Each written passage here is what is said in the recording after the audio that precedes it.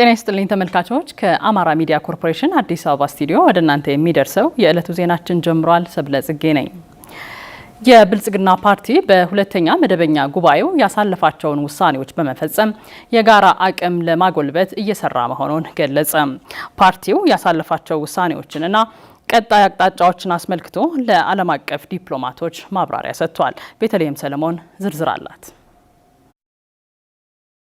የተደራጀ መረጃ ማድረስ ግልጽነትን መገንባትና ሚናዎችን በመለየት ባለድርሻ አካላት አጋዥ እንዲሆኑ ማስቻልና ለማድረግ በተዘጋጀው የገዢው ፓርቲ መድረክ 70 የሚጠጉ መቀመጫቸውን አዲስ አበባ ያደረጉ የተለያዩ ሀገራት አምባሳደርና ዲፕሎማቶች ተገኝተዋል። የብልጽግና ፓርቲ በሁለተኛ መደበኛ ጉባኤው የደረሰባቸውን ውሳኔዎችና የቀጣይ አቅጣጫዎች አስመልክቶም ለዓለም አቀፍ የዲፕሎማት ማህበረሰብ ማብራሪያ የሰጡት በፓርቲው የዓለም አቀፍ ግንኙነት ዳይሬክተር ነብዩ ስሁል ፓርቲው ዓለም አቀፋዊ ተቀባይነቱን እያሳደገ መምጣቱን ገልጸዋል። ጉባኤው ውሳኔዎችና አቅጣጫዎች በውስጠ ፓርቲ አቅም እንዲሁም ከዛም በላይ በህዝብና በዓለም አቀፍ ማህበረሰቡ የሚተገበር መሆኑ ግልጽ ተደርጓል። ይሄ ማለት ለፓርቲያችንም ለሀገራችንም ትልቅ አንድምታ ያለው በተለይ ብልጽግና ፓርቲ ሀሳቦቹን ከሀገርም አልፎ በአፍሪካ አህጉር እንዲሁም በዓለም አቀፍ ደረጃ ሀሳቦችን መሸጥ የጀመረበትና ሀሳቦችም ተቀባይነት እያገኙ ያለበት ሁኔታ አለ ማለት ነው። የኢትዮጵያን የዲፕሎማሲ ፖሊሲ እንዲሁም ገዢው ፓርቲ ከዋጋ ንረትና ከሰላምና ደህንነት አኳያ እየሰራቸው ያሉ ስራዎችን ውጤታማነት በተመለከተ የዲፕሎማት ማህበረሰብ አባላቱ ጥያቄዎችን አንስተዋል። በሪፖርቱ ላይ ፓርቲው ዓለም አቀፍ ግንኙነቶች ላይ ትኩረት አድርጎ እንደሚሰራ ሲገለጽ ነበር። በዓለም አቀፍ ደረጃ የኢትዮጵያ ሚና እንዴት ይታያል? ዲፕሎማሲ ላይ ስንመጣ ኢትዮጵያ ወይንም የብልጽግና ፓርቲ ከዚህ ቀደም ሲገለጽ እንደነበረው ብሔራዊ ጥቅምና ፍላጎትን ያስቀደመ ግንኙነት ነው ያላት ከሀገራት ጋር። ምናልባት በአሁኑ ጉባኤ አዳዲስ ውሳኔዎች ካሉ ቢገለጽ መልካም ነው።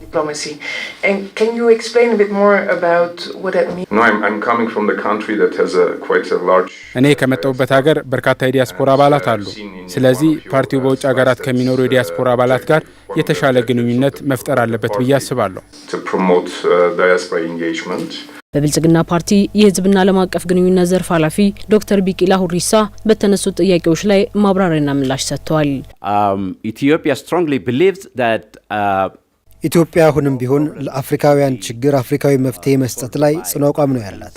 ለራሳችን ችግር ሁሉም የሀገሪቱ ሀገራት ኢትዮጵያን ጨምሮ የመፍትሄ አካል መሆን እንደሚችሉ እናምናለን።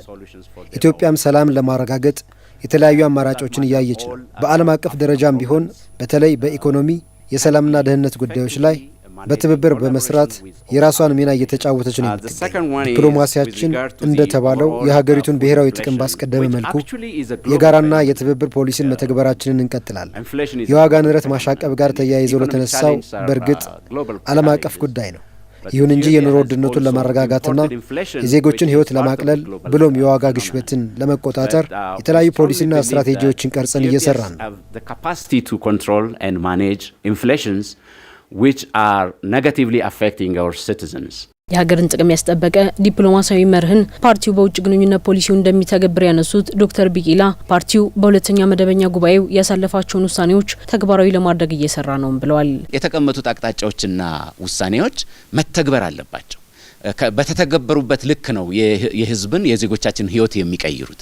ስለዚህ በአንድ በኩል ይሄን ውይይት የማስቀጠል ዓለም አቀፉ ማህበረሰብ እንዲረዳ በተረዱት ልክ ደግሞ የድርሻቸውን ስለሚወጡ የማሳወቅ ግንዛቤ የመፍጠር የጋራ አቋም መፍጠር የጋራ አቅም ይፈጥራል የሚል እምነት ስላለን እነዚህ የተቀመጡ አቅጣጫዎች በቀጣይ የየራሳቸው ዝርዝር እቅድ ተዘጋጅቶላቸው ወደ መፈጸም የሚገቡ ይሆናል ማለት ነው። የብልጽግና ፓርቲ በሀገር አቀፍ ደረጃ ከ15 ሚሊዮን በላይ አባላትን ማፍራቱ የተገለጸ ሲሆን ከ86 ሺህ በላይ የሚሆኑት በተለያዩ አመራርነት ደረጃ ላይ ሀገራቸውንና ህዝባቸውን እያገለገሉ እንደሚገኙም ተገልጿል። በደብረ ብርሃን ከተማ ያለው የኢንቨስትመንት እንቅስቃሴ ለሌሎች ከተሞችም ተሞክሮ የሚወሰድበት መሆኑን የኢንዱስትሪ ሚኒስትሩ አቶ መላኩ አለበል ገለጹ። ሚኒስትሩ በደብረ ብርሃን ከተማ ከ2.1 ቢሊዮን ብር በላይ በሆነ ካፒታል የተሰሩ 5 ፋብሪካዎችን መርቀው ስራ አስጀምረዋል። በከተማዋ 120 ቢሊዮን ብር ካፒታል ያስመዘገቡ የኢንቨስትመንት ፕሮጀክቶች እንዳሉም ተጠቁመዋል። ለዓለም ለይኩል ተጨማሪውን ይዟል።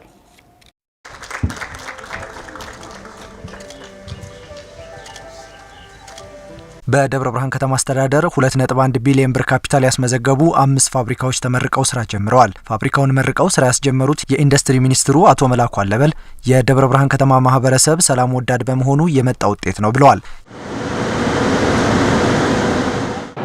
ሰላም የሁሉ ነገር መሰረት ነው። እነኚህ ባለሀብቶች ሀብታቸውን ደብረ ብርሃን ላይ ሲያፈሱ፣ ኢንዱስትሪዎቻቸውን ሲያመጡ በመጀመሪያ ኢንዱስትሪያችን እዚህ አካባቢ ላይ ሰላም ያለው ወይ፣ ሰርቶ ማትረፍ ይችላል ወይ፣ የስራ ዕድል መፍጠር ይችላል ወይ፣ ነገ ከነገ ወዲያ ማስፋፋት ይችላል ወይ የሚለውን ታሳቢ በማድረግ ነው ወደዚህ የመጡት። ይሄ በክልሉ እና በአካባቢው የጸጥታ ኃይል ብቻ የመጣ ሳይሆን ማህበረሰቡ በራሱ ለኢንቨስትመንት የተመቸ በመሆኑ በመጠበቁ በመንከባከቡና ለባለ ሀብቶቹ የተመቸ በመሆኑ ምክንያት ነው። ይሄ ተጠናክሮ መቀጠል አለበት። አሁን ጀመርን እንጂ እየጨረስን አይደለም። የአማራ ክልል ኢንዱስትሪና ኢንቨስትመንት ቢሮ ኃላፊው አቶ ኢንድሪስ አብዱ ክልሉ የበርካታ ምርትና ማዕድናት ባለቤት በመሆኑ ለኢንቨስትመንት ተመራጭ አድርጎታል ብለዋል። ቢሮ ኃላፊው የኢትዮጵያ ታምርት ንቅናቄ ከተጀመረ በኋላ ከፍተኛ መነቃቃት እንዳለ አንስተው በዘንድሮ በጀት ዓመት ብቻ በክልሉ 111 ፋብሪካዎች ወደ ምርት ገብተዋል ብለዋል።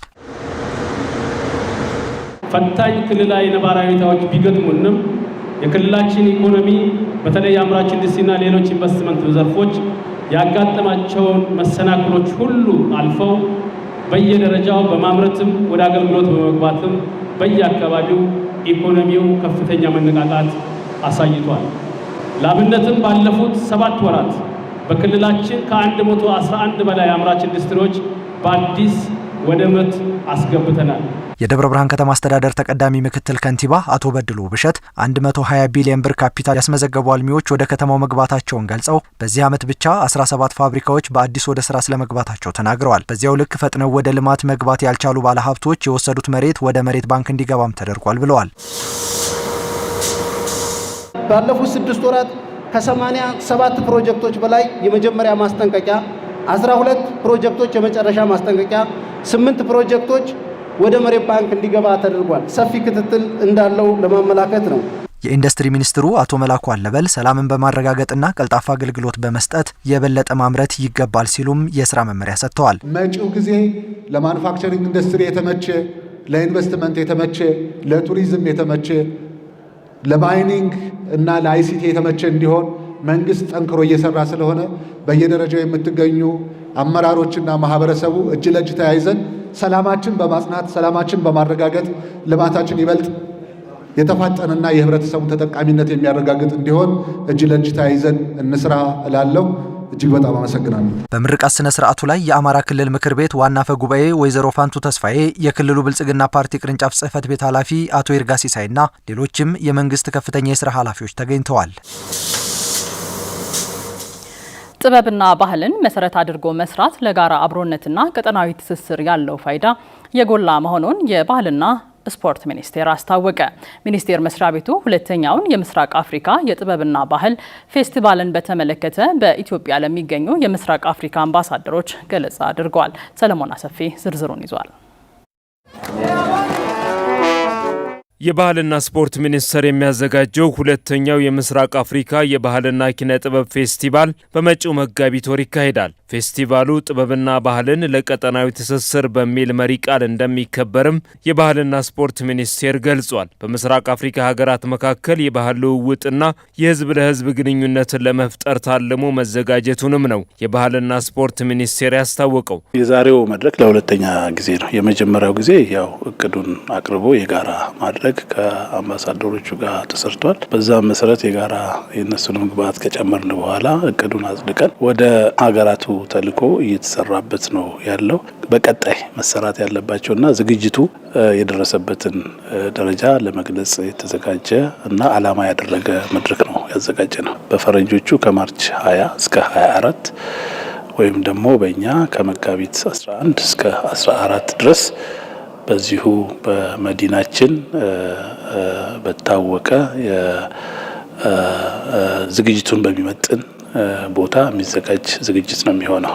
ፌስቲቫሉ የበርካታ ባህልና ጥበብ ባለቤት የሆነው የምስራቅ አፍሪካ ሀገራት ያላቸውን እምቅ ሀብት በማውጣት ልምድ የሚቀስሙበት መድረክ መሆኑ የተነገረ ሲሆን ፌስቲቫሉ በተለይም አገራችን ልዩ ልዩ ብሔር ብሔረሰቦች አርቲስቶች፣ የዕደ ጥበብ አምራቾችንና በየክልሉ ያሉ የባህል ቡድኖች እንደሚሳተፉበት ተነግሯል። የገር ኃይል ተሆነው የሚወሰዱ እንደ ፊልም፣ ሙዚቃ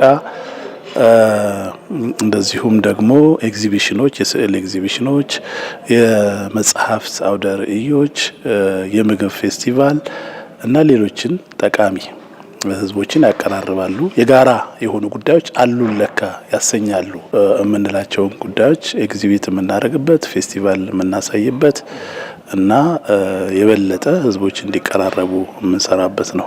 አገራቱ እንደምታዩት ናቸው፣ ለመሳተፍ ፍላጎት አላቸው። እስካሁን ድረስ ወደ 6 አካባቢ ሀገራት በተለያየ ደረጃ ለመሳተፍ አንዳንዶቹ ሃየር ኦፊሻል ጭምር የሚሳተፉ ሆኖ በሌሎቹ ደግሞ በካልቸራል ፐርፎርማንስ ቲም በአርቲስቶች ደረጃ እንደዚሁም ደግሞ በሰዓሊያን ደረጃ የሚሳተፉ እንደሆኑ አረጋግጠውልናል። አርቲስቶች፣ ጸሐፊዎችና ሙዚቀኞችን በማገናኘት ታሪካቸውን እንዲጋሩና የበለጸገውን የምስራቅ አፍሪካ ባህልን በጋራ እንዲያከብሩ ማድረግን ትኩረት የሰጠው ፌስቲቫሉ በተለይም በህዝቦች አንድነትና አብሮነት ላይ የጎላ ሚና እንደሚኖረውም ተገልጿል። ይሄ ዝግጅት ዋና ታሳቢ ያደረገው ያው ኢትዮጵያ የማንሰራራት ዘመኗ ሰላማዊ እንደሆነ ከማድረግም ባሻገር በቀጠና ውስጥ ተወዳጅ እንደዚሁም ደግሞ የጀመረችው እድገትም ብልጽግናም በትብብር ብቻዋን ብቻ የምትወጣው ሳይሆን በትብብር ከቀጠናው ሀገራት ጋር ሰላማዊ በሆነ መንገድ ማስቀጠል ነው እና ይሄ ፈርጀ ብዙ ጥቅም ያለው የገር ኃይልን ሁላችንም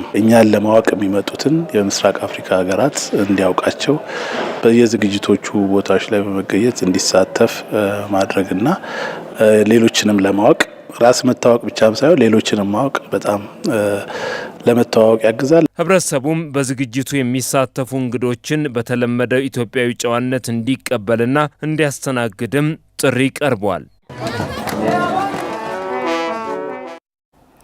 የልማታዊ ሴፍትኔት ተጠቃሚ መሆናችን የኑሮ ዘይቤያችንን በማሻሻልና የቁጠባ ባህላችንን እንድናሳድግ አድርጎናል ሲሉ በሸዋሮቢት ከተማ አስተዳደር የሚገኙ ነዋሪዎች ተናገሩ። ከተማ አስተዳደሩ በበኩሉ የሁለተኛ ዙር የሴፍቲኔት ተሳታፊዎችን በመለየት እየሰራ መሆኑን ገልጿል። ብርቱካን ማሞ በዝርዝር ተመልክተዋለች። የዜጎችን ኑሮ በማሻሻልና ተጨማሪ ገቢን እንዲያመነጩ በማድረግ የከተማ ልማታዊ ሴፍትኔት ተጠቃሽ ተግባር ሆነዋል። የሸዋሮቢት ከተማ አስተዳደርም ከ2014 በጀት ዓመት ጀምሮ ዝቅተኛ ገቢ ያላቸውን የህብረተሰብ ክፍሎች በልማታዊ ሴፍትኔት እንዲሳተፉ አድርጓል። የከተማ አስተዳደሩ የሴፍትኔት ፕሮግራም ተሳታፊዎችም በዚህ መርሃ ግብር በመሳተፋችን ኑሯችንን ለማሻሻል አግዞናል ብለዋል። እቆጥባለሁ፣ እሰራለሁ። ከምንም በላይ ግን ትምህርቱ ነው የጠቀመኝ። ለምን ሴፍቲነት ላይ እኔ ትምህርቱ ነው የጠቀመኝ። ማህበራዊ ኑሮ እንኖራለን፣ እቁባለን። አንድ ሰው የሆነ ከወለደ ከሞተ ከድራቸው ፊት እንቀድመላቸዋለን። ባለችን ስጦታ በጉልበትም ሆነ ሴፍቲነት በጣም አሪፍ ነው ለኛ ማለት ነው። አብሶ ለኔ ያው ጥሩ ደረጃ ላይ እገኛለሁ ማለት ከተለያዩ ከሱሳሱስም ሆነ ከማንኛውም ከአቅም ግንባታውም ሆነ የስራ ልምድ የምናያው ሆኖ አንዳለን በፊት ብዙ ነገሮችን ስናባክን ነበር። አሁን ግን ገንዘብ እንዴት እንደሚገኝና እንዴት መስራት እንዳለብን አስተምሮናል። ሴፍትኔት እንደገል ምንም የለኝም። ሴት ልጅ አስተማሪ ነኝ። ዩኒቨርሲቲ አንድ ልጅ አለችኝ፣ አንድ ወንድ ልጅ ደግሞ አለኝ። በቃ ዘንድሮ አላስተምራትም፣ አቅም አንሶኛል፣ ይቅርብኝ ሁሉ ብዬ ማስተማሪያን ሁሉ ላቆም ነበረ። ግን ይሄ እዚህ ሴፍትኔት ውስጥ ተጠቃሚ ሲሆን ደስ አለኝ። በቃ ቢያንስ አንድ ትውልድ መቅረጽ ቻልኩ ማለት ነው። ለነገ ይቺ ሀገር ተረካቢ ናት ይቺ ልጅ። ይችን የሴፍትኔት ብር ተጠቅሜ አስተምራታለሁ ማለት ነው። ከ2014 ዓመተ ምህረት ጀምሮ ባለፉት 3 ዓመታት 510 የህብረተሰብ ክፍሎች በከተማ ልማታዊ ሴፍትኔት ተጠቃሚ ነበሩ። ከነዚህ መካከል 285ቱ ቀጥታ ድጋፍ ሲደረግላቸው የነበሩ ናቸው።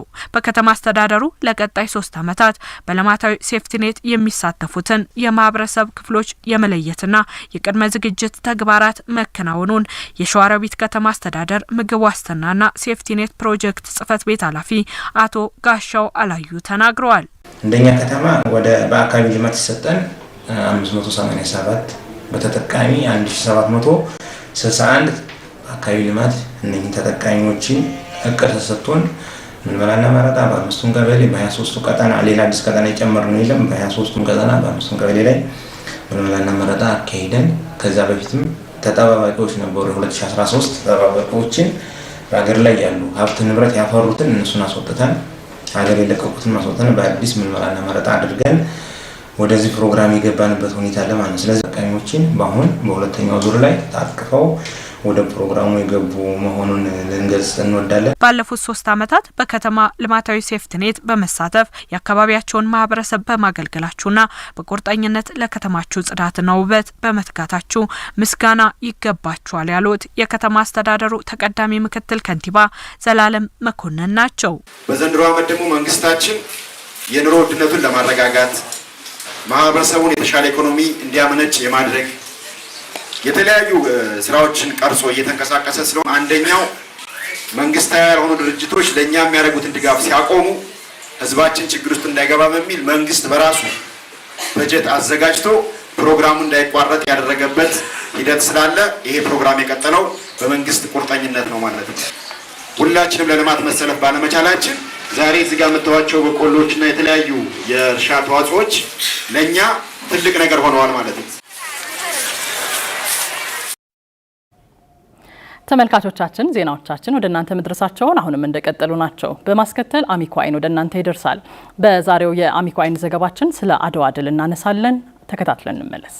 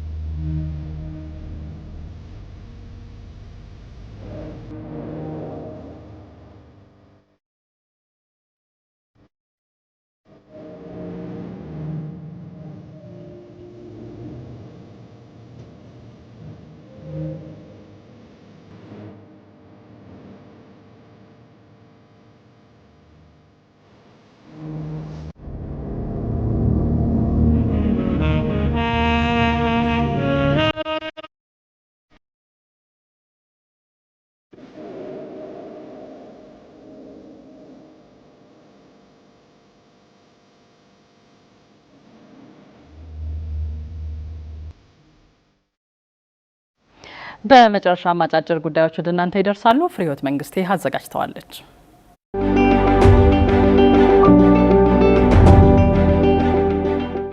የገንዘብ ሚኒስቴርና የዓለም ባንክ በባንኩ ድጋፍ በኢትዮጵያ እየተከናወኑ ያሉ ፕሮጀክቶችን አስመልክቶ ዓመታዊ የጋራ ግምገማ በአዲስ አበባ አካሂዷል። በግምገማው ላይ የገንዘብ ሚኒስቴር አህመድ ሺዴ፣ የዓለም ባንክ የኤርትራ፣ ኢትዮጵያ፣ ደቡብ ሱዳንና ሱዳን ዳይሬክተር መርየም ሰሊም፣ ሚኒስትሮች፣ ሚኒስቴር ዴኤታዎችና የተለያዩ የመንግስት ተቋማት ከፍተኛ የስራ ኃላፊዎች ተገኝተዋል። የፕሮጀክቶቹ ስኬቶች፣ ፈተናዎችና ቀጣይ የትግበራ ጊዜያትን አስመልክቶ ውይይት ተካሂዷል። የጋራ ግምገማው ኢትዮጵያና የዓለም ባንክ ያላቸውን ጠንካራ አጋርነት የሚያሳይ እንደሆነ የገንዘብ ሚኒስቴር ገልጿል። የዓለም ባንክ በአሁኑ ወቅት በኢትዮጵያ ከ15.5 ቢሊዮን ዶላር በላይ አጠቃላይ በጀት ለ45 የልማት ፕሮጀክቶች የልማት ድጋፍ እያደረገ እንደሚገኝ ተገልጿል። መረጃውን ያገኘነው ከገንዘብ ሚኒስቴር ነው። በአጋሮች የሚተገበሩ ፕሮግራሞች ከጤና ሚኒስቴርና ከብሔራዊ ስትራቴጂዎች ጋር የተናበቡ መሆን እንዳለባቸው የጤና ሚኒስቴር ዶክተር መቅደስ ዳባ ገለጹ። ሚኒስትሯ ከጌትስ ፋውንዴሽን የጤና ቡድኖች ተወካዮች ጋር ተወያይተዋል። በውይይቱ ላይም ዶክተር መቅደስ በጤና ሚኒስቴር ዋና ዋና የትኩረት አቅጣጫዎች ላይ ማብራሪያ ሰጥተዋል። ሚኒስትሯ በአጋሮች የሚተገበሩ ፕሮግራሞች ከጤና ሚኒስቴርና ብሔራዊ ስትራቴጂዎች ጋር የተናበቡ መሆን አለባቸውም ብለዋል። የእናቶችና ህጻናት ጤና እንዲሁም የመጀመሪያ ደረጃ ጤና እንክብካቤ አገልግሎት ማሳደግ ሚኒስትሩ ቅድሚያ ከሰጣቸው ጉዳዮች መካከል እንደሚጠቀሱ አንስተዋል። የማህበረሰብ ተሳትፎን በማሳደግ በሽታን መከላከል እንደሚገባም አመልክተዋል። በውይይቱ ላይ የጤና ፋውንዴሽን የስነ ተዋልዶ ጤና ማህበረሰብ አቀፍ የጤና መድህንና ዘላቂ የልማት ግቦችን አስመልክቶ ውይይት መደረጉን ከሚኒስትሩ የተገኘው መረጃ ያመለክታል። በልዩ የኢኮኖሚ ዞኖች ውስጥ ቻይናውያን ባለሀብቶችን ለማሳተፍ እየሰራ መሆኑን የኢንዱስትሪ ፓርኮች ልማት ኮርፖሬሽን ገለጸ። በቻይና ዓለም አቀፍ ንግድ ማስፋፊያ ምክር ቤት ምክትል ሊቀመንበር የተመራ የቢዝነስ ልኡካን ቡድን የቦሌ ለሚና ቅሊንጦ ልዩ የኢኮኖሚ ዞኖችን ጎብኝተዋል። የልኡካን ቡድኑ በጉብኝታቸው በልዩ ኢኮኖሚ ዞኖች ስላሉ የመሰረተ ልማት፣ የባለሀብቶች ተሳትፎ እንዲሁም አጠቃላይ የስራ እንቅስቃሴ ዙሪያ በቦሌ ለሚ ልዩ ኢኮኖሚ ዞን ስራ አስኪያጅ አቶ ትንሳኤ ገለጻ ተደርጎላቸዋል። የልኡካን ቡድኑ ተወካዮች የምክር ቤት አባላት እንደመሆናቸው መጠን ባለሀብቶች ኮርፖሬሽኑ በሚያስተዳድራቸው ልዩ ኢኮኖሚ ዞኖች ውስጥ ሀብትና እውቀታቸውን ስራ ላይ እንዲያውሉ ለማድረግ የሚያስችል የማስተዋወቅና የማግባባት ስራዎችን እንደሚሰሩ ገልጸዋል። መረጃውን ያገኘነው ከኢንዱስትሪ ፓርኮች ልማት ኮርፖሬሽን ነው።